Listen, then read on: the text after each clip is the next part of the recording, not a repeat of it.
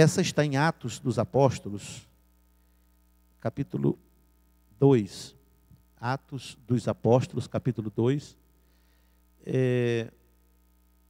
Nós vamos ler do verso 42 ao verso 47. Eu quero falar hoje sobre um assunto e quero tomar esse texto só para ser o início, mas hoje nós vamos falar muitos outros textos.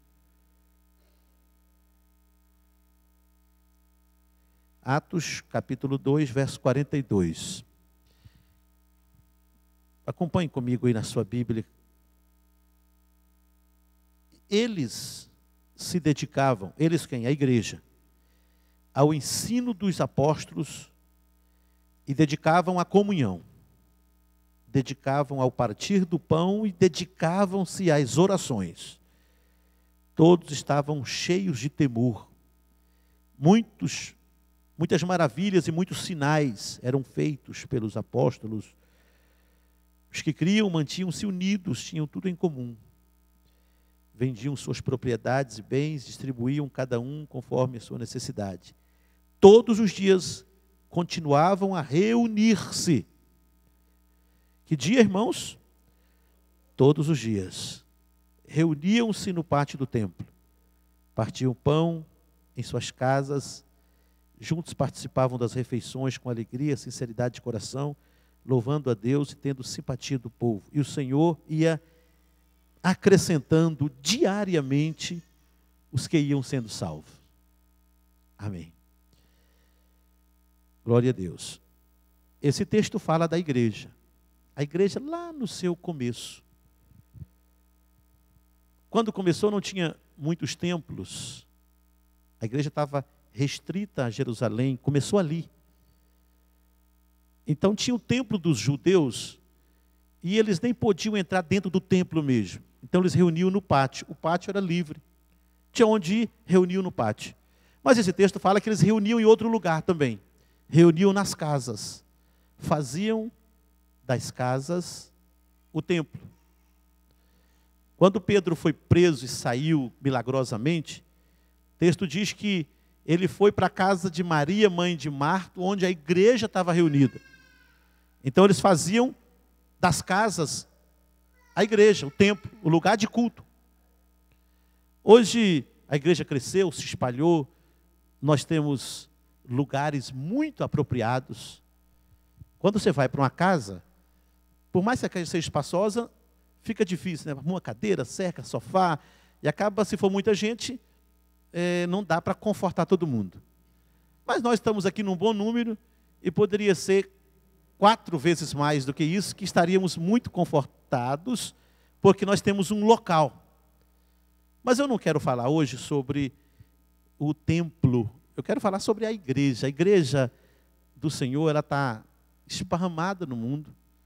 Mas quando a gente fala igreja, a melhor maneira de falar da igreja é falar da igreja local. Dessa igreja que está aqui. Dessa que nós fazemos parte dela. Certo? Sim ou não? Você faz parte da igreja? Tá bom. Glória a Jesus. Terça-feira, irmãos, eu queria que alguém apagasse aquela lâmpada para mim ali, por favor. Eduardo. Ah, não, já foi um aqui. Tá bom. Pode ficar tranquilo, Eduardo. Nós vamos mostrar alguns slides hoje. E o tema hoje é compromisso com a igreja, compromisso com a liderança. Pode te passar para frente aí um aí, irmão, por favor. Isso, deixa aí. Bom, nosso foco nesse tema é para avaliar nosso serviço prestado ao reino de Deus. Pensando no compromisso com a obra de Deus. Olha para mim agora aqui, depois vocês oram lá. Aliás, pode tirar aí, irmão. Depois, senão todo mundo fica olhando aquelas figurinhas lá, né? Que se materializa com o serviço na casa de Deus e na igreja local. No nosso modelo de gestão. Tem muitas igrejas por aí. Tem muitas igrejas locais. Cada um tem um modelo de gestão. Tem igrejas que a liturgia é diferente. Mas ela não deixa de ser uma igreja organizada, uma igreja bíblica. Esse modelo de gestão diverge de uma denominação para outra. Agora, se você está inserido aqui dentro, se nós estamos inseridos aqui dentro, nós temos responsabilidade, sim ou não? Quem acha que tem compromisso com essa igreja? Levanta a mão assim, eu tenho compromisso. Daqui a pouco vamos ver esses compromissos. São alguns compromissos. Alguém já pode falar assim, não, mas eu não sou obreiro. Não é só o obreiro que tem compromisso. Mas o obreiro tem um compromisso a mais. Talvez o pastor tenha um compromisso a mais. O presbítero, o evangelista. Mas toda pessoa inserida dentro da igreja tem compromisso com a igreja. Todos nós estamos subordinados a uma liderança. Trabalhamos sob uma liderança, debaixo de uma liderança, senão não é igreja. Para ser igreja tem que ter liderança, concorda comigo? Quando Deus criou Adão e Eva, colocou no jardim, falou para Adão, lidera aí, põe nome, organiza, ela vai te ajudar na liderança, ela vai ser coajudadora. E quando a família cresceu, se agregaram em responsabilidades, mas tinha uma liderança. Eu posso chamar essa liderança de liderança democrática, servidora, porque servimos e somos servidos. Sim ou não? Irmão. Tem dia que você ajuda em alguma coisa na casa de Deus, mas tem dia que alguém te ajuda. Então, essa é uma espécie de liderança servidora. Tem alguém me ajudando e eu estou ajudando alguém. Tá? É mais ou menos igual aquilo ali, ó, líderes debaixo de liderança. O que nós vimos lá? Ó? Se nós pensar no nosso ministério, aquele lá seria o pastor Josué. Depois tem os vices, depois tem os pastores de campo, e aqui embaixo tem a igreja. Olha que a setinha vai e vem. Assim, o pastor Josué, ele tem que ministrar, mas ele é ministrado. De uma certa forma, nós o ajudamos. Se nós não estivéssemos aqui, ele não estaria lá. Concordam? Se não tivesse essa igreja, para que estaria lá? Liderar para quê? O nosso ministério hoje é 25 mil membros. Se não tivesse, nesses 25, essa igreja local aqui, que é umas 400 pessoas, nós estamos inseridos. Se esses 25 mil não estivessem aqui, para que ele estaria aqui?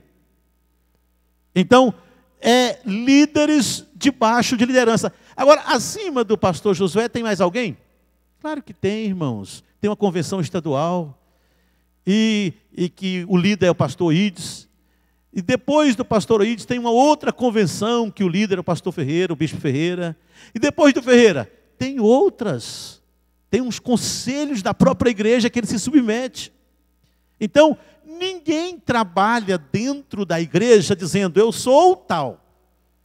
A Bíblia fala, lá em 2 Coríntios, capítulo 12, 1 Coríntios, que Jesus, ele é o cabeça. Acima dele não tem ninguém. Ele é o cabeça da igreja. Agora aqui, todos nós somos membros desse corpo, dessa igreja. Essa relação de liderança e liderados demanda compromissos. Repita comigo. Não, mais forte, gente. Acorda. Vamos. Compromisso. Essa palavra é muito conhecida. Eu tenho compromisso hoje. Tenho compromisso com a mulher. E todo homem sabe disso, né? Edivaldo, por exemplo, de vez em quando eu chamo, ele fala, não tem jeito. Tenho um compromisso com a menina hoje. Não tem jeito, eu tenho um compromisso. E ai de mim se não cumprir o compromisso. Geniele. É assim que funciona. Compromisso, todo mundo tem compromisso. Então, essa nossa relação, liderança, liderado, demanda compromisso. E compromisso, o que é compromisso? É a forma pública ou não de se vincular, ou assumir uma obrigação com alguém. Pode-se dizer que compromisso é uma responsabilidade adquirida em virtude de uma afirmação verbal ou escrita. Ter um compromisso significa estar ocupado ou ter um vínculo. Quando você veio para a igreja, você fez vários vínculos, vários compromissos. Deixa eu fazer, que eu estou fazendo errado aqui, viu, irmão? Volta aí, irmão, lá para o início. Pode voltar, bem para o início. Eu esbarrei aqui. Mais ainda. Aí, deixa aí. Quando há um compromisso, há uma promessa empenhada. Compromisso, então, é o elo de ligação entre liderança e liderados. Olha esse próximo. Pode passar o próximo aqui, daqui está muito longe. Compromisso, elo entre liderança e liderados. Tem um chefe ali. Tem um chefe, isso aqui é uma figura. Tem alguém que se reporta a esse, que se reporta a esse. Se tirar um daqui, quebra o elo. A liderança faz eles estarem unidos. Mais ou menos é assim na igreja. Tá? Ninguém é menos importante na igreja em função do que ele faz. Se ele não fizer, de uma certa forma, vai estar faltando uma peça. Aquilo que Paulo falou aos Coríntios. Um corpo não funciona sem um membro. Então não tem essa figura de alguém mais importante. Não, eu estou inserido dentro da igreja porque eu tenho compromisso com ela. Bem, como é que se realiza o compromisso? Passa o próximo. Realizando o compromisso. Se eu tenho compromisso, eu tenho que ter capacidade. Vamos ler o vermelhinho lá? Capacidade. Só tem esse jeito de eu cumprir o meu compromisso com a igreja. Tenho que ter capacidade para isso. Tenho que ter submissão para isso. E responsabilidade. Capacidade para quê? Saber fazer. O que você faz na igreja? Eu sei fazer. Pastor, eu não sei. Claro que sabe. Se eu te convoquei aqui para vir aqui na sexta para orar, eu sei que você sabe orar. E naquele dia, era isso que eu precisava de você.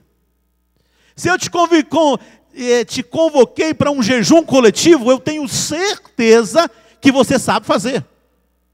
Eu sei fazer. Eu vou fazer esse jejum.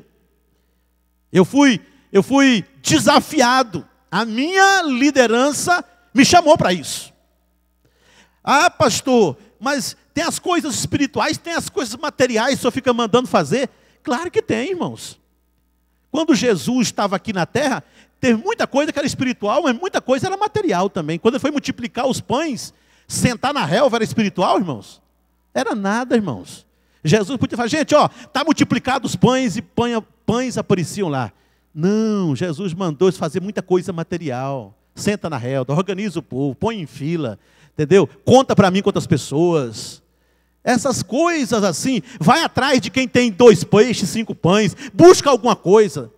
Então tem vez que a gente pede uma coisa, a pessoa fala, meu Deus, isso não é espiritual. Por exemplo, nós vamos fazer essa obra, construir isso aqui, precisamos vender alguma coisa. Ah, pastor, eu sou muito crente, chama eu para orar, mas não chama para vender nada não. Ah, bom, tem gente que não gosta muito, né? Mas se fizer isso, também faz parte. Também faz parte do reino. Desde que o propósito seja objetivando a sustentação da obra. Estão compreendendo, irmãos? Então tem muita coisa material que nós fazemos que você pode pensar que é material, mas não é. Ela é material no contexto material, alguém faz lá e é material. Mas como aquilo visa objetivar a estrutura da igreja, aquilo se torna completamente espiritual. Tá certo? Sim ou não, irmãos? É claro, irmãos. Então, capacidade para fazer. Depois, submissão. Aí é o segundo passo. Fazer eu sei vir cá orar, eu sei fazer o jejum, eu posso, mas aí você tem submissão. O que é submissão? obedecer no fazer. Olha, pastor mandou, meu líder pediu, convocou, então eu vou obedecer. Obedecer. Para que funcione. Por exemplo, eu estou olhando para o Félix e pensando aqui, e na Aurinda pensando nos instrumentos aqui. Se fosse só espiritual, a gente orava, né, Félix? E vinha para cá domingo à noite e falava, Senhor, fala para nós com o hino.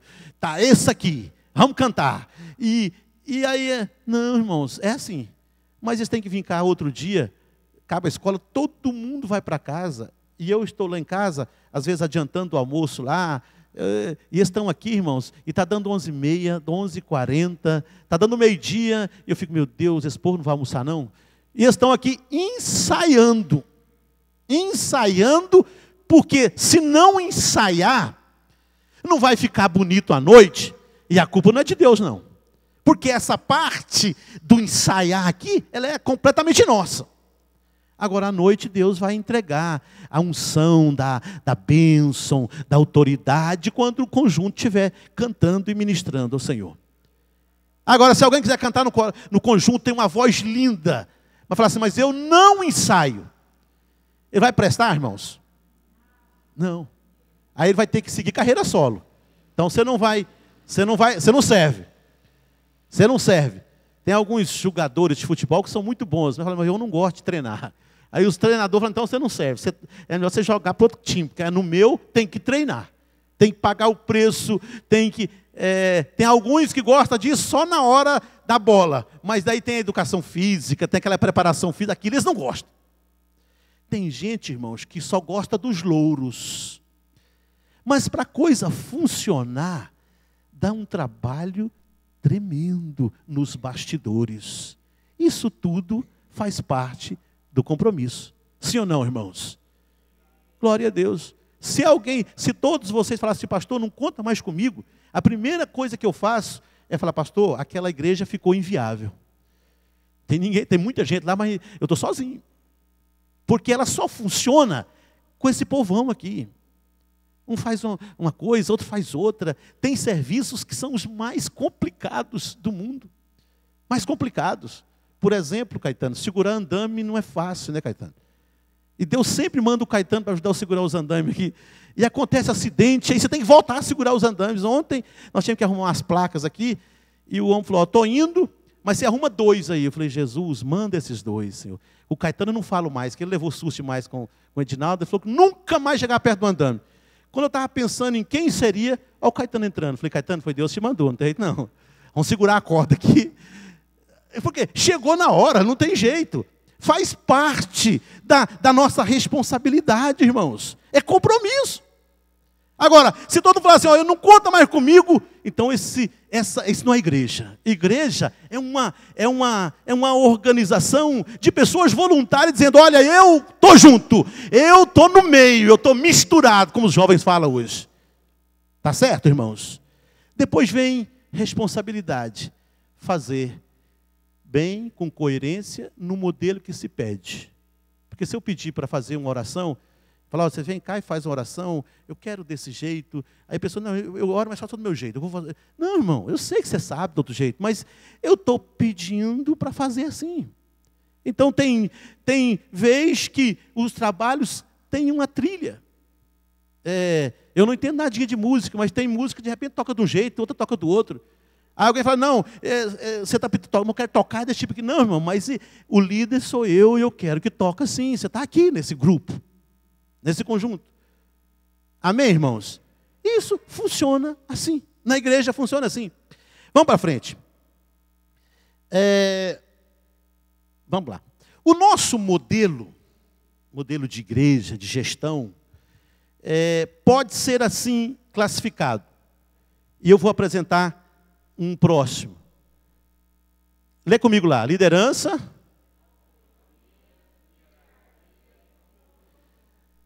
Liderança, autonomia, hierarquia e compromisso. Se eu coloco a Laurinda e coloquei para liderar o conjunto, eu vou ficar aqui, Laurinda, canta esse hino. Na hora de hoje eu quero que você canta o Foi na Cruz. Mas que liderança? Eu dou autonomia para ela, se ela aparecer aqui em qualquer hino aqui, entendeu? A não ser que ela venha com heresia. Aí se ela vir com heresia, aí eu não vou Eu não vou, aí eu vou falar, Laurinda, assim não está na Bíblia não, está fora da Bíblia. Mas, estando dentro do nosso, da formação bíblica, ela tem autonomia para fazer. Isso funciona assim. Pastor Josué, eu estou aqui, eu sou pastor na sede. Como ele não pode estar aqui, ele me colocou aqui. Falou, você é minha voz lá. Mas ele não fica ligando, ó, você faz isso hoje, ó, hoje é terça-feira, você prega essa mensagem. Não, ele me deu autonomia. Ele me deu autonomia. Agora, se eu começar a fazer asneira aqui, começar a falar coisas complicadas aqui, logo ele fica sabendo. Aí ele me chama lá. O que está acontecendo, rapaz? Você está pregando umas coisas estranhas. Você está ensinando uma coisa que não é o nosso modelo. Nós temos um modelo. Aí eu vou ter que me explicar ou mudar, ou então falar, então eu não dou conta. Agora, dentro da igreja, irmãos, se nós não tivermos cuidado com a hierarquia, nós bagunçamos tudo. Qualquer lugar que você for, qualquer lugar, na família, na pequena, na média e na grande empresa, no governo, em todas as esferas. O governo, por exemplo, tem o governador, depois tem secretários. Dentro das secretarias tem muitas comandos menores, que me faltou o nome aqui, e são hierárquicos, irmãos. Lá no topo está o governador.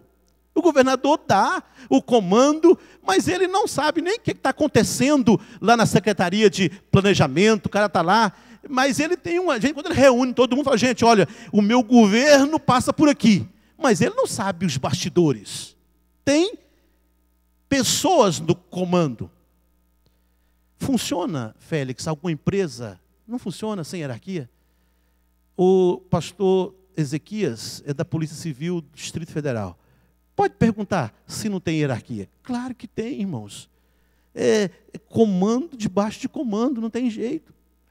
A igreja não foge disso. Nós já falamos, ela é democrática, é um estilo de liderança democrático. Mas isso funciona assim. Funciona assim. A igreja tem muitos, quando chega no começo do ano, para que esse negócio tanto de líder, para quê? Irmãos, isso faz parte da nossa cultura. O mundo é assim. E a igreja, por ser um trabalho espiritual, um organismo vivo, não deixa de ser gente. Ela é uma organização. Ela precisa de pessoas que estejam tomando decisões. De pessoas que estão decidindo dia após dia. São pessoas que são escolhidas, levantadas do nosso meio. É claro que o ministério pastoral, o obreiro, ele é escolhido pela igreja, consagrado pela igreja, a imposição de mãos, mas a vocação vem de Deus. A vocação vem de Deus. Tá certo? Agora lá no final tem o que, irmãos? Compromisso. Pastor Josué me colocou aqui no dia 2 de janeiro de 2009. E aquele dia eu assumi um compromisso aqui com ele. E eu luto, às vezes desgasto, em prejuízo pessoal, às vezes até da minha família, para cumprir compromissos. Às vezes até fora da minha capacidade. Porque eu assumi um compromisso com a igreja, com a organização. Quando eu estou falando da igreja, estou falando da igreja local, mas esse compromisso é com a igreja do Senhor Jesus. Mas a igreja não é espiritual, não, irmão. Anjo não é igreja. Espíritos já estão com Deus, não é igreja. A igreja são homens e mulheres e pessoas sofríveis, lutando e batalhando, que estão aqui. Na minha responsabilidade, na nossa responsabilidade. Amém? Vamos para frente.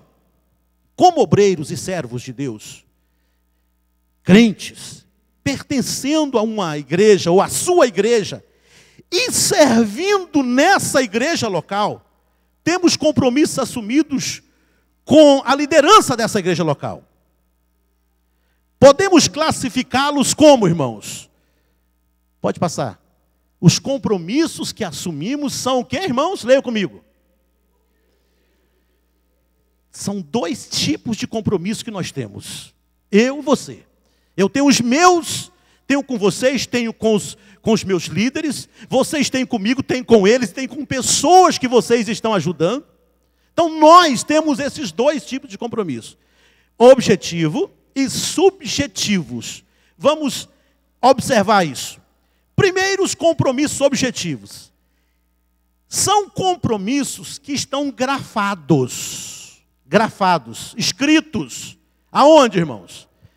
No estatuto da igreja, no regimento da igreja, que eu tenho eles ali, eu leio aquilo, no manual do dirigente, que é uma lei do nosso ministério, na Bíblia, a palavra de Deus está grafado aqui, são os meus compromissos, são os nossos compromissos. Onde estão os compromissos objetivos?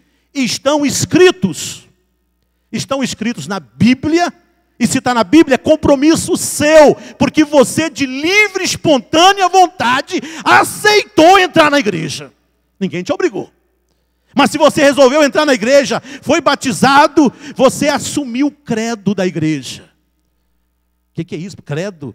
Não é cruz credo não, irmãos, é o credo da igreja. A Assembleia de Deus tem um credo, que é composto de 14 itens. Eu não tenho como citá-los aqui, até tenho salvo aqui, mas se você entrar no site da convenção, você vai ver lá o credo. Cremos num Deus único, tal, no Pai, num Deus triuno, cremos no batismo, nas águas por imersão total, cremos no batismo com o Espírito Santo, cremos nos dons espirituais. São 14 crenças básicas do nosso credo. São compromissos grafados. Esses compromissos são leis e ordenanças que regem a nossa igreja. Agora, escute. Entendemos que o zelo pelo cumprimento dessas ordenanças é cobrado por Deus, pela liderança. E isso estabelece uma relação que pode ser conflituosa. Se os compromissos assumidos não forem observados, gera uma relação de conflito, sim ou não? Claro que gera, irmãos. Se você não observar a Bíblia, você entra em conflito com a Bíblia. Aí é você e a sua consciência. Você sabe que você não está bem. Se os compromissos que nós assumimos com a igreja não forem cumpridos, eu entro em relação de conflito. Se você assumir o compromisso como obreiro, comigo, e também não está cumprindo os compromissos, você entra em relação de conflito comigo, porque eu vou te cobrar. Eu já falei aqui, se eu não cumprir os compromissos assumidos com o meu pastor presidente, ele vai me cobrar. É uma relação de conflito.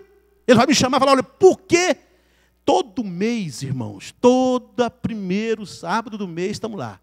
Para quê, irmãos? Para levar bronca, irmãos.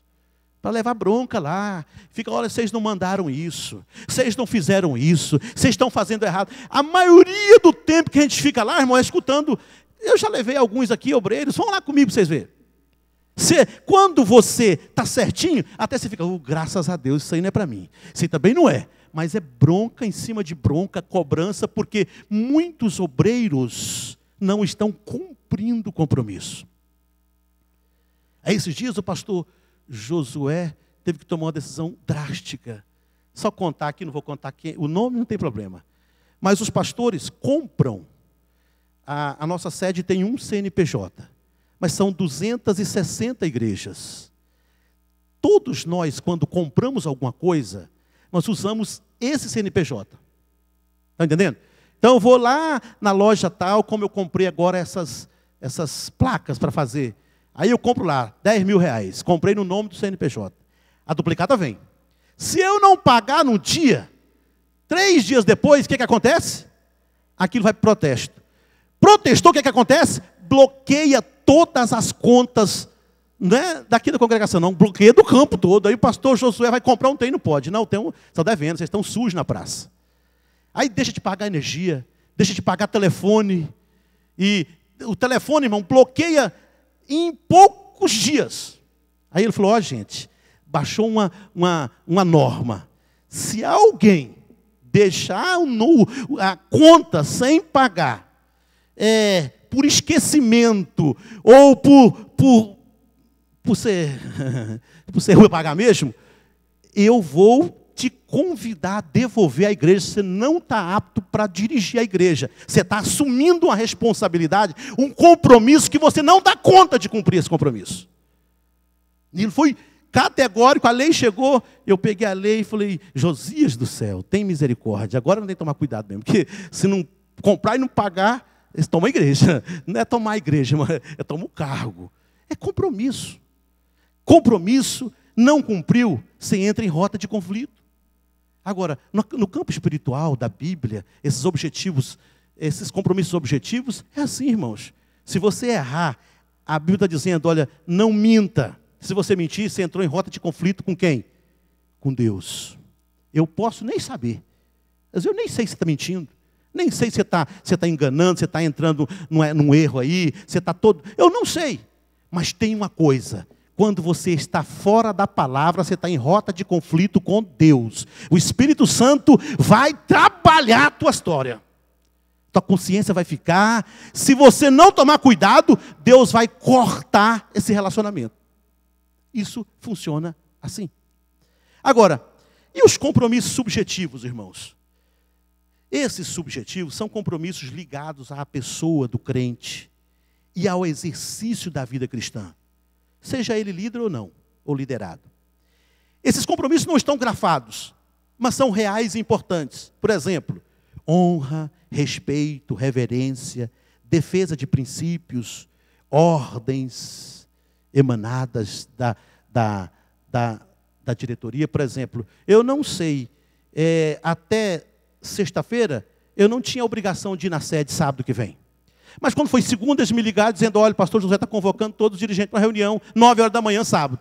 Aí, aquilo não estava grafado, mas se tornou um compromisso subjetivo. Agora já tem um telefonema, uma ordem, e eu estou indo para lá. Obedece quem tem juízo.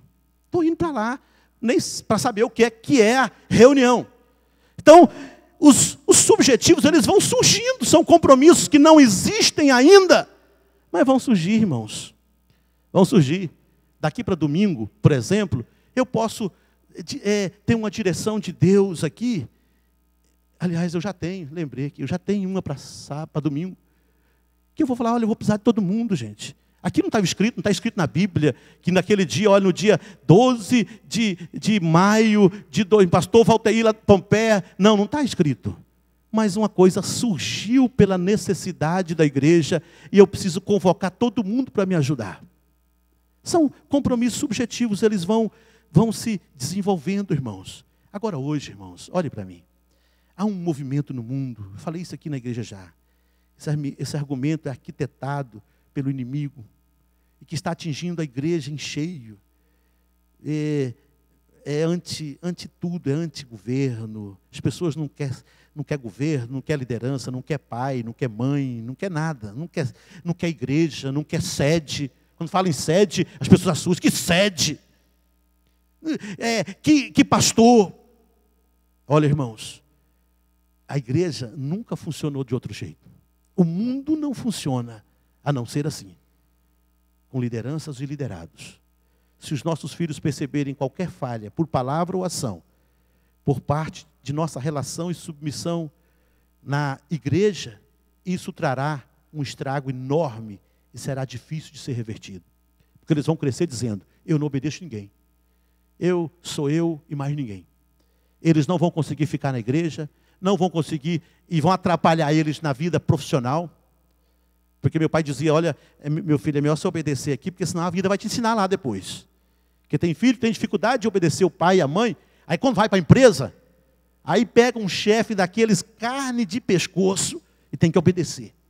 Às vezes o cara é até cri-cri, mas aí você não aprendeu a obedecer amistosamente, não aprendeu princípios de submissão, vai aprender de outra maneira. De outra maneira. Então, o que nós precisamos fazer? Colocar no coração, irmãos, esse sentimento de submissão, compromisso. Eles são variados, eles surgem na nossa vida. E se surgirem, eu vou cumpri-los em nome de Jesus. Amém, meus irmãos? Glória a Jesus. Ambos os aspectos do compromisso, tanto os objetivos como os subjetivos, desse nosso compromisso com a nossa igreja, e sua liderança, tem que ser exercido observando 3 pilares. Eu só cumpro compromissos de que jeito, irmãos? Segundo, não, gente, vamos ler mais forte, gente, por favor. Primeiro, segundo, terceiro. Essa é a maneira, irmãos. Cumprir compromisso, você cumpre assim, de coração. Paulo escrevendo aos Colossenses, ele falou: tudo quanto fizerdes, fazei de todo o coração, como para o Senhor, cientes que recebereis do Senhor a recompensa, pois a Cristo o Senhor é que estáis servindo. Quando eu leio a Bíblia, Félix, eu fico impressionado, porque eu vejo Tiago escrevendo para os servos, falou: olha, cuidado, vocês são escravos com o seu Senhor, faça o serviço com alegria, sirva a eles com alegria, cuidado com o ódio. Olha, hoje eu vejo crentes que são empregados de uma empresa, têm dificuldade, estão falando do patrão, falando da empresa, têm dificuldade de cumprir o compromisso como um servo de Deus. Mas a Bíblia manda os escravos naquela época atenderem os seus senhores com cuidado, com o coração aberto. Sirva como se fosse ao Senhor. Isso era modelo de escravidão, irmãos. Então, esse aqui é o modelo, irmãos, de todo o coração. Os nossos compromissos devem ser exercidos com alegria, com entusiasmo, como uma resposta ao chamado de Deus. Nunca com tristeza, como se fosse um peso, um fardo, uma imposição. Não, você entrou na igreja porque você foi chamado para a salvação. A igreja do Senhor Jesus, ficar nela, demanda sacrifício mesmo. Demanda sacrifício. Sempre ter em mente que é um privilégio servir no reino de Deus. Quem não serve no reino de Deus, servirá a outro reino, o reino das trevas. Isso é o mínimo que Deus, como líder, o cabeça, e que a nossa liderança espera de alguém que recebeu uma missão, um cargo, uma responsabilidade de confiança. Quando Deus deu a Paulo o ministério, e ele ensinou a Timóteo, ele falou: olha, essa obra, essa chamada é chamada de excelente obra. Quem deseja trabalhar no reino, é excelente. 1 Timóteo 3:1. Deve ser realizado com muito amor, dedicação. Peter Wagner disse: ser obreiro é uma das vocações mais difíceis hoje em dia, porque não funciona a não ser com o exercício do amor e da dedicação. Repita comigo. Ser obreiro é uma das vocações mais difíceis hoje em dia, porque não funciona a não ser com o exercício do amor e da dedicação.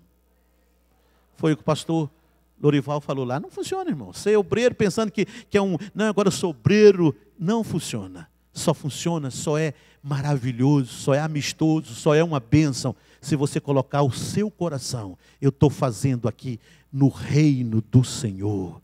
Não quero receber nada em troca. Eu faço porque Deus é o meu galardoador. Às vezes você trabalha, não é visto, não é reconhecido. E às vezes é reconhecido, mas o reconhecimento não é notado, não é dito. E aí você fica: meu Deus, estou sofrendo, ninguém viu. Deus viu. Pode ter certeza. Deus está vendo. Deus vê todas as coisas. Deus vê o seu sofrimento, o seu trabalho, tua dedicação, tua oferta de tempo, teu cansaço, tua disposição de vencer. Deus está vendo. Esse investimento é no reino de Deus. Glória a Jesus. Glória a Deus. Cumprir os compromissos amando de verdade, dedicando-se de coração ao que faz. E fazendo isso é a maneira mais leve de cumprir o nosso ministério. Ou seja, fazendo de coração. Vamos ver o próximo, por favor, passa aí. Está pequenininho ali, ó, fazendo de coração. Eu vou lendo. Paciência. Como é que se faz uma coisa de coração, irmãos? Aquilo que você faz na casa de Deus. Paciência. Capacidade de suportar sem reclamação. Tem vezes que não funciona, está difícil. Coisa não complica, viu, Laurinda? O ensaio não funciona do jeito que você quer. Você tem que ter paciência, não vou chutar o balde, capacidade de suportar, não vou nem reclamar, esse treino é fácil, mas eu tenho uma missão. Gentileza, dar atenção, dar apreciação, encorajamento, ser cortês, humildade, ser autêntico, sem vanglória, sem arrogância, sem orgulho. Estou fazendo alguma coisa no reino de Deus. Respeito, apreço, consideração, deferência, acatamento. Como é bom acatar as coisas, né, gente? Tem gente que tem dificuldade de ter acatamento, é porque está partindo de um outro. Não estou nem aí. Não, irmãos. Servos de Deus têm prazer em acatar. Altruísmo, capacidade de perceber a necessidade alheia. Perdão, nunca guardar ressentimento. Honestidade, responsabilizar-se. Eu não pude vir, a culpa foi minha, me perdoa. Mas conta comigo na próxima. Na próxima eu vou estar junto. Pode contar comigo. Assim é que você faz a obra de coração. Que jeito que você faz? Com paciência, com gentileza, com humildade, com respeito, com altruísmo, com perdão, com honestidade. E tinha um monte de outras palavras que eu poderia colocar aqui. Para fazer a coisa de Deus com o coração aberto. Porque só assim você será galardoado por Deus. Que tem que ser de coração. Fazer para receber aqui, fazer para louros na terra, não tem valor nenhum. Você tem que ter garantias de que está fazendo de coração para Deus. Aí, em segundo lugar lá, é sem hipocrisia e com transparência. Uma vida sem hipocrisia, irmãos. Mas antes de falar sobre a hipocrisia, eu deixei uma frase aqui. Eu anotei ela agora à tarde. Servir ao Senhor com fidelidade. Escuta aqui, irmãos. A gente tem que aprender isso aqui de uma vez por todas. De uma vez por todas aprender isso. Servir ao Senhor com fidelidade implica sofrimento pela causa de Cristo. Sim ou não? O que o Divaldo leu aqui hoje? Aquele texto de Romanos. Somos considerados como ovelhas todo dia para o matadouro. Muita perseguição. Você tem um adversário muito forte. Nosso adversário. Você não vai ter paz. Jesus falou, no mundo tereis aflições. Se tiver outra coisa, você tem que rasgar a Bíblia, porque a igreja primitiva aprendeu a sofrer, irmãos. A lutar. A igreja, na história da igreja, pessoas se doaram completamente. Agora escute uma coisa. Uma coisa é sofrer por causa de Cristo. Fala comigo, sofrer por causa de Cristo. Por causa de Cristo eu sofro. É sofrimento. A fidelidade traz sofrimento. Eu quero servir a Deus com fidelidade. Chama você, pode ser. Pode ser você. A minha bateria falhou aqui. Vai lá e busca.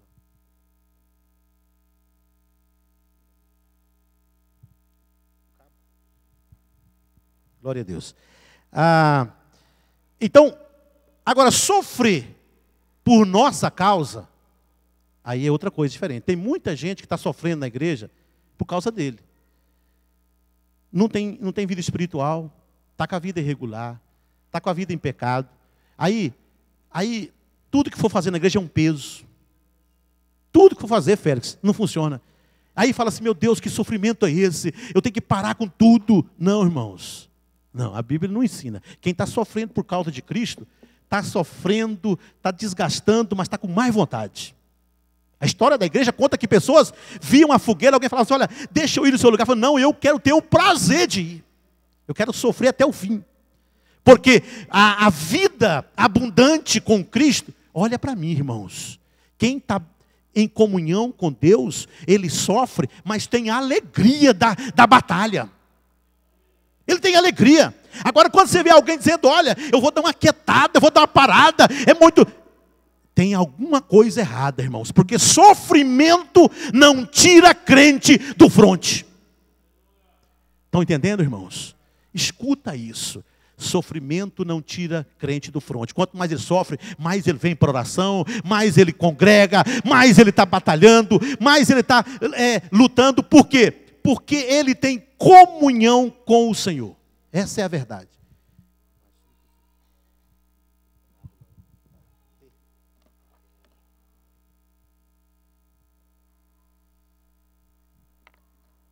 Perdão aí, irmãos, porque eu esqueci de olhar que a bateria acaba, né?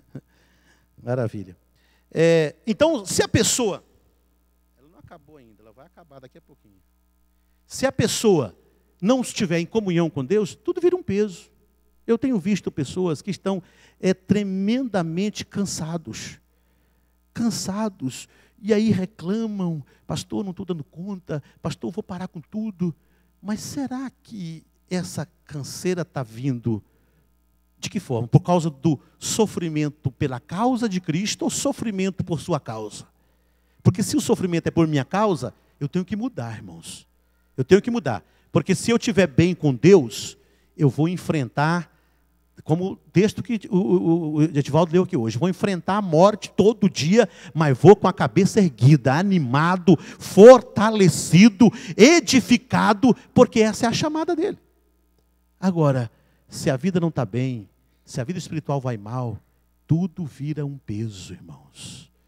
O culto vira um peso, a obrigação vira um peso, a oração você não consegue orar, você não consegue jejuar, você não consegue fazer nada dentro da casa de Deus. Por quê? Porque vira um peso tremendo, um peso enorme. A gente tem que entender isso, tá? Vamos ler um versículo, irmãos, nesse momento, para passar para o segundo ponto. Sem hipocrisia e com transparências. Lucas capítulo 6 e o versículo 38. Por favor, abra sua Bíblia aí. Lucas capítulo 6 e o versículo 38.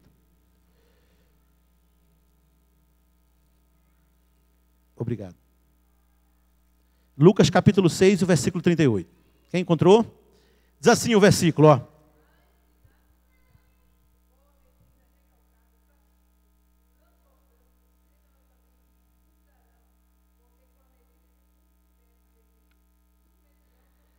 O compromisso nosso, exercido na casa de Deus, deve ser sem hipocrisia. Uma vida sem hipocrisia e com absoluta transparência deve ser nosso alvo. Isso seria a manifestação de virtudes e sentimentos nobres, que às vezes não os possuímos, mas que aparentamos ter. Aparentamos ser humildes, mas não somos. Aparentamos ter uma coisa, mas não temos. Isso é hipocrisia. É quando alguém passa uma ideia, uma imagem, mas não é aquilo. Hipocrisia parece ser uma expressão forte, porém muito fácil de nos alcançar se não vigiarmos. Por isso Jesus falou essa palavra: dai e dar-se-vos-á. Porque com a medida com que tiverdes medido, vos medirão também. Se eu quero alguma coisa de alguém, eu tenho que fazer o mesmo. Na minha liderança, por exemplo, se eu quero ser atendido pelos meus liderados, eu tenho que atender os meus líderes. Senão, se eu plantar uma semente, eu não vou colher. Outra coisa, irmãos, se eu planto insubordinação lá, eu vou receber aqui insubordinação. Então, se você quer deixar um rastro de liderança, então observe o seu líder. O seu compromisso deve ser cumprido de uma forma transparente. Vou fazer de coração. Eu vou servir porque eu quero ser servido. Aqui funciona a lei da vida mesmo, a lei da semeadura. Alguém escreveu o seguinte, irmãos: se não gosta do que está colhendo, olha para trás e veja o que foi semeado. Vou repetir? Se não gosta, fala, gente. Se não gosta do que está escolhendo hoje, olha para trás e veja o que foi semeado. Porque tem essa mania de falar assim: meu Deus, não estou gostando, meu Deus. Às vezes você plantou isso. E se plantar, vai colher. Se você quer receber carinho, tem que plantar carinho. Quer receber amor? Plante amor. Quer receber cortesia? Seja cortês. Quer ser bem tratado? Então trate bem. Quer que as pessoas te tratem com ética? Então seja ético, irmãos. Se eu tivesse tempo para falar sobre ética aqui, né, irmãos? Nos vários aspectos. Porque eu vejo, meu Deus, a ética dentro da casa de Deus. A ética nos relacionamentos. Essas coisas que a gente aprendeu, por exemplo, o pai chega, se tiver uma cadeira, quem senta é o pai, é o mais velho que senta. Se está num lugar, o seu líder chegou, eu estou, por exemplo, num lugar, e eu estou lá, o pastor Josué está lá, da onde, irmãos, que eu vou na frente? Meu Deus do céu. Às vezes nós vamos para o simpósio, e o pastor Josué libera para o almoço. Nós vamos, 300 obreiros, crente como, vocês sabem, né, irmãos? Aquela coisa. E os pastores vão para a fila, o pastor Mael sabe. De repente entra o pastor Jorge, o pastor Josué, todo mundo vira e olha, e fala assim, ó, busca ele lá e põe aqui na frente, porque nós estamos meio acanhados aqui na frente, para eles não pegar a fila. Ah, por quê? Não, irmãos, é questão de ética. Nós faríamos isso aí com o governador, sim ou não? Se o governador entrasse aqui, ele era primeiro em tudo. Faríamos com o prefeito, faríamos com a pessoa. A Bíblia fala disso, honra quem tem honra. Ética, no nosso meio, ética na questão da higiene. Nós somos muito bagunçados, irmãos. Eu fico o dia inteiro aqui nessa igreja, limpando a igreja. Eu vejo cada coisa, irmãos. Tem dia que tem uns lugares que sentou uma família e tem de tudo no chão. Tem bolacha, tem chiclete, tem Coca-Cola, derramou tudo, a água. Tá aquela... A irmã que era da nossa igreja. Falou, pastor, o que aconteceu aqui na igreja aqui? Olha esse lugar aqui. A mãe, ou o pai, ou a família, estava nem aí, irmãos. O filho falou, na maior sujeira. Eu tenho certeza que na casa não faria aquilo. Ou faria, irmãos? Aqui que a igreja, não, aqui só tem uma zeladora que passa aqui um pedaço do dia. Nós tínhamos que todo mundo cuidar, irmãos. E as pessoas não estão nem aí, irmãos. Não tem ética, não tem cuidado, não tem compromisso. Tem vez que num banco tem 5 copos. O Ivan sabe mais eu rir. Como é que pode? Sentou 4 pessoas, tem 5 copos. Na verdade, não foi 5 pessoas, não. A pessoa foi lá e foi buscando copo. Tem copo esparramado e é muito caro, irmãos. Daria para... Eu vejo, estou falando isso aqui porque eu fui no órgão da prefeitura e disse, olha, adote o hábito, adote o seu copo. Mais ou menos assim, Silas, que eu vi na repartição. Quer dizer, o funcionário adotava o copo, pegava um copo cedo e usava aquele copo o dia todo. Na finanças lá, onde o Rosana trabalha, assim, é coisa normal. Agora, por que na igreja tem que jogar, esparramar copo, joga copo? As mães não estão nem aí, copo está esparramando, jogando para todo lado. A maior extravagância. Isso é antiético, isso é falta de compromisso, isso não está certo, irmãos. Nós temos que fazer uma frente, todo mundo tomar cuidado com isso. Está melhorando, irmão, mas tinha festa da igreja aqui. Quando terminava a festa, no outro dia eu levantava cedo, Patrícia, eu olhava e falava, gente, o que aconteceu aqui? Nem na pecuária estava igual aqui. De tanta comida esparramada, entendeu? Tinha dia que eu saía aqui, catando prato de comida aqui, e aqueles caldo, né? E o povo da rua, meu Deus, o que aconteceu nessa igreja? Cheio de copo de caldo, e aquilo vai juntando formiga, e eu ficava com vergonha e saía catando aquilo. Por que nós não podemos ser organizados, irmãos? Eu estou falando isso aqui. Sabia que Deus ia me dar um dia uma oportunidade, né? Deus chegou hoje. Queria estar com a igreja toda para falar aqui, mas não está todo mundo aqui. Mas, gente, é a casa de Deus, é a nossa casa, é lugar de reverência. Se todo mundo fizer um pouquinho, fizer a sua parte, a gente entra e sai, isso aqui fica uma beleza. Falta compromisso. O irmão Antônio, outro dia chegou em mim e falou, pastor, o que aconteceu? Eu guardei uns frangos lá na geladeira da igreja. Alguém foi lá e desligou o freezer. E está maior fedor lá. E gastamos 3 dias, tá até hoje. Hoje tinha urubu aqui em cima da igreja por causa da carniça lá. Que alguém não tem responsabilidade, arranca da tomada, não volta, não presta atenção. É como se essas coisas fossem assim. Não, isso aqui é da igreja. Crianças quebrando as coisas, irmãos. Essa dificuldade que eu estou para construir, Deus sabe, e as minhas noites de insônia, de agonia, de sofrimento, e a gente arruma, para arrumar os banheiros, vidro caro, as crianças entram lá e quebrou já, quebra as coisas. O que é isso, irmãos? Compromisso, irmãos. O pai, a mãe, todo mundo. Aqui porque é a igreja, você não pode soltar as crianças. Olha, aqui é da igreja, aqui é de todo mundo. Não, irmãos, aqui que é lugar de serenidade. É mais do que a minha casa. É mais do que a minha casa. Amém, meus irmãos? Glória a Deus. Compromisso, irmãos. Nosso compromisso tem que ser praticado e não só ensinado. Não posso exigir uma coisa e fazer outra. Por exemplo, oração. Se eu quero que alguém ore por mim, eu tenho que orar por alguém. Às vezes, eu tenho parei de ficar, gente, ora por mim na igreja. Vocês não vêm pedindo oração. Porque isso para mim é uma asneira. Eu tenho que orar.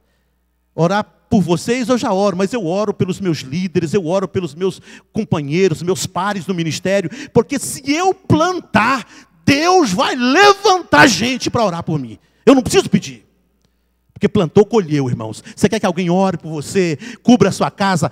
Abra o coração, aprenda a orar, a interceder, a pedir ajuda pelos outros. Se você fizer isso, Deus levanta intercessores por você, pela sua casa. Mas deve ser também praticado com obediência, irmãos. Há um texto na Bíblia que diz, Hebreus 13:17, obedecei aos vossos líderes, sede submissos para com eles, pois velam pelas vossas vidas, para que façam o trabalho com alegria e não com tristeza, pois isso não ajudaria em nada. Coisa terrível, uma igreja onde o pastor está triste. Se o pastor ficar triste, a igreja está com problema, irmãos. O pastor tem que estar alegre. Eu estou, tá, gente? Estou muito alegre. Estou falando aqui hoje porque Deus está mandando eu falar. Submissão, irmãos, significa estar debaixo de uma missão. Nós estamos debaixo da missão que Deus nos entregou. Entregou aos nossos líderes. Olha aqui, irmãos. Eu estou debaixo da missão que Deus colocou o pastor Jorge, pastor Josué. Passa a próxima aí. Passa. Olha aí. É claro que não é eu ali. Mas eu coloquei essa imagem aí. O que aquele rapaz está no meio lá está fazendo, irmãos? Recebendo imposição de mãos. É recebendo uma missão. Sim ou não? Eu estava com a foto, eu queria colocar a minha foto o dia que eu tomei posse naquela outra igreja aqui. Só, Patrícia, que ela ficou muito apagadinha, não deu. Ficou muito apagadinha, só dá para ver a Rosana chorando. Falei, tinha que chorar mesmo, que a coisa foi feia. Não é fácil, não. Nós recebendo imposição daquele jeito. Olha, nós temos uma missão e eu estou passando essa missão para você. Isso é submissão.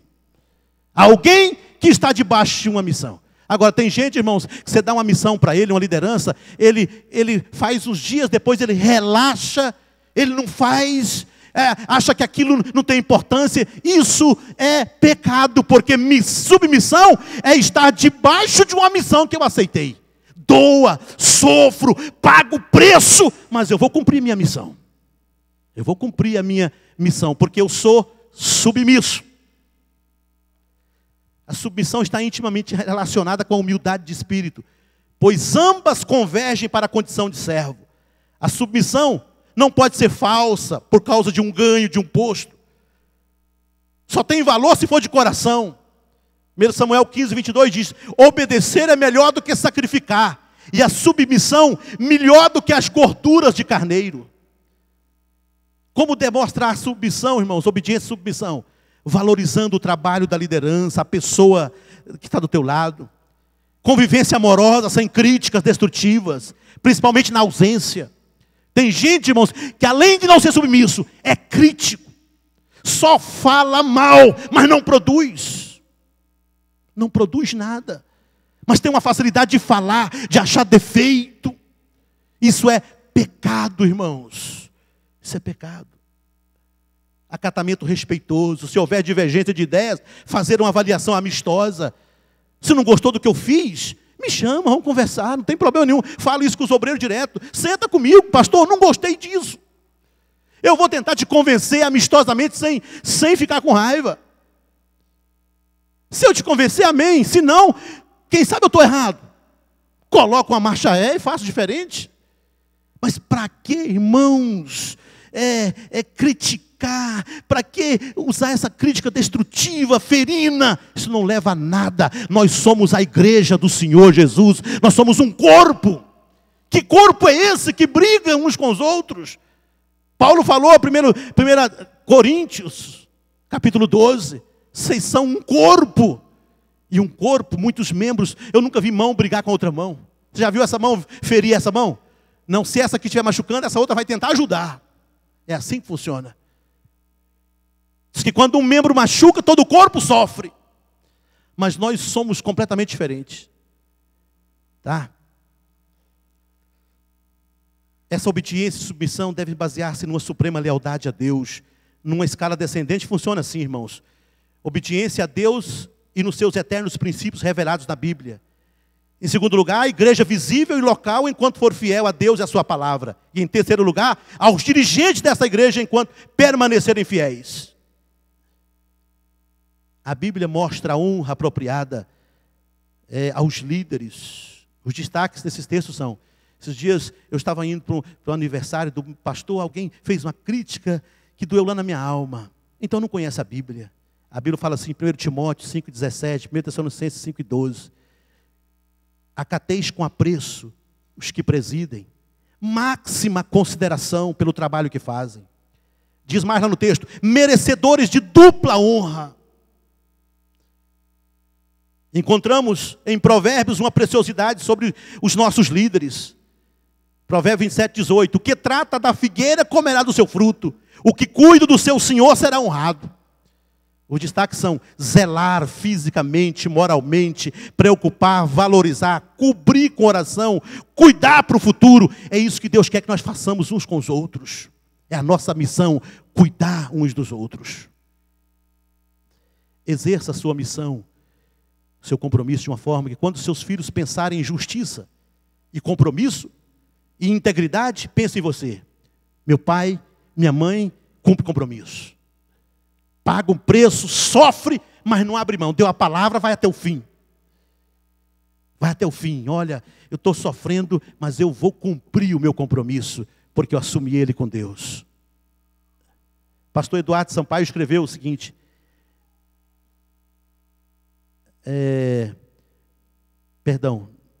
Antes disso, eu anotei uma frase muito interessante, quero ler para os irmãos aqui. Aristóteles escreveu o seguinte: nunca pare de buscar o comprometimento. Somos aquilo que fazemos repetidas vezes. Portanto, a excelência não é uma ação, é um hábito. Você faz todo dia. Você esmera em fazer. Isso é comprometimento.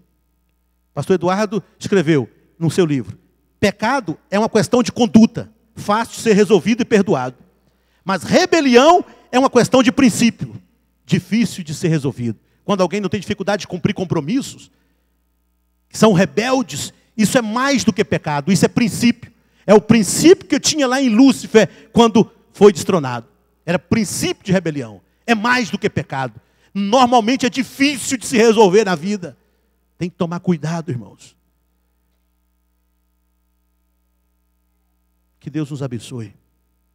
Eu quero fechar com mais um. Passa mais um. Modelo de comprometimento.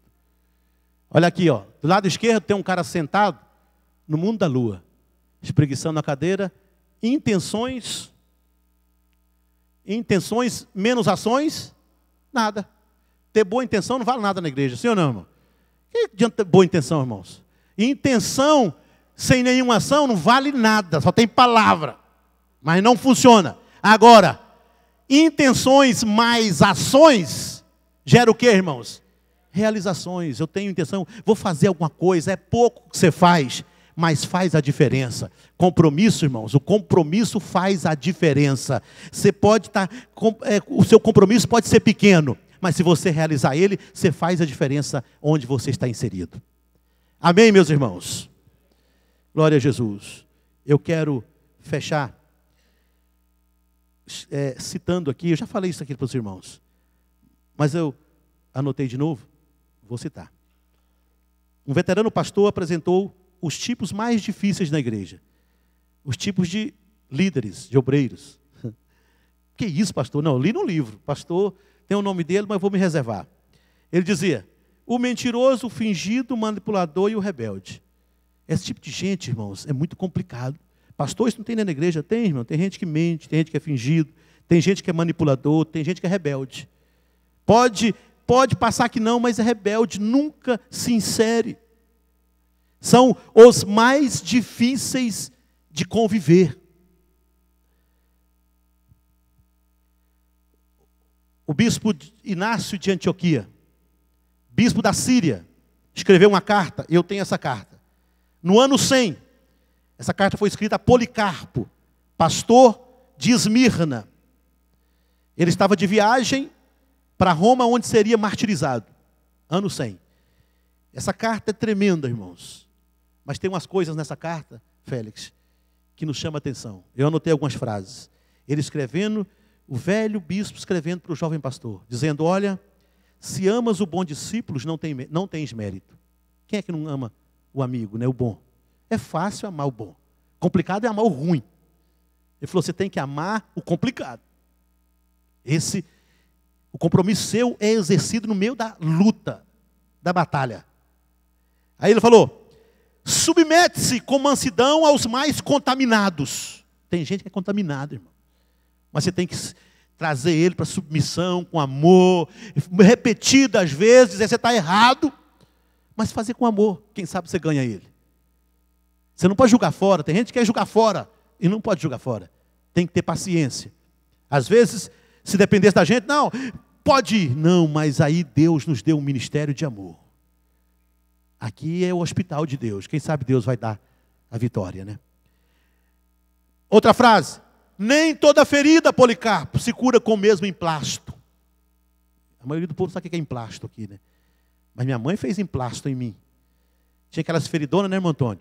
Aí fazia um emplasto com folha de bananeira, com sebo de vaca. O que mais? Punha de tudo lá. Punha em cima da ferida, normalmente curava. Mas tinha vezes que o emplasto curava uma ferida e não curava a outra. Naquela época não tinha remédios antibióticos igual hoje. Era na base da medicina popular, da sabedoria. Ele falou, olha, tem vezes que uma palavra resolve aqui, tem vezes que não. Você tem que repetir o emplasto, Policarpo. Sofrer mais. Depois ele falou, acalmas as crises profundas com compressas úmidas. Isso era usado também. Preocupe-se com a unidade acima da qual nada existe de melhor. Olha essa frase dele. Preocupe-se com a unidade. Nem que você deixe de fazer alguma coisa do ativismo que você faz. A unidade está acima. Se for para manter a unidade, você pode deixar de fazer muita coisa. Você tem certeza que está certo? Não vou fazer. Você tem razão, mas não vou fazer, porque se eu fizer, eu vou quebrar a unidade. E a unidade está acima de tudo. Se tiver briga, nós não somos igreja, irmãos. Nós somos qualquer outra coisa, menos igreja. Suporta a todos como o Senhor te suporta. Suporte firme no teu compromisso, como a bigorna sob os golpes do martelo. Suportar a batalha. Se Deus estiver na tua vida, se estiver em comunhão, Deus vai te dar graça para você ir até o fim, em nome de Jesus. Amém, meus irmãos? Deus abençoa a todos, Deus abençoa a igreja. Fecha os olhos. Senhor Jesus, essa palavra, Pai, veio ao meu coração. O Senhor me edificou, ó Deus, e eu quero abençoar a igreja do Senhor que está aqui nessa noite. Pai, derrama a tua bênção sobre cada coração, cada vida, cada sentimento aqui nessa noite. Nós buscamos a excelência, Pai, a excelência está em Ti, não está na lógica humana, no conhecimento humano, mas em Ti, entregar a nossa vida a Ti, depender de Ti, submeter a Tua palavra, buscar a unidade, buscar a humildade. Isso é excelente, Pai, isso é andar na direção do Espírito, é mais do que a minha prepotência, o meu conhecimento temporário, efêmero, Pai. Dá-nos o Teu Espírito, a Tua sabedoria, ela é essencial para a nossa vida, Pai. Eu abençoo a igreja do Senhor nessa noite. Eu faço em nome de Jesus. Amém.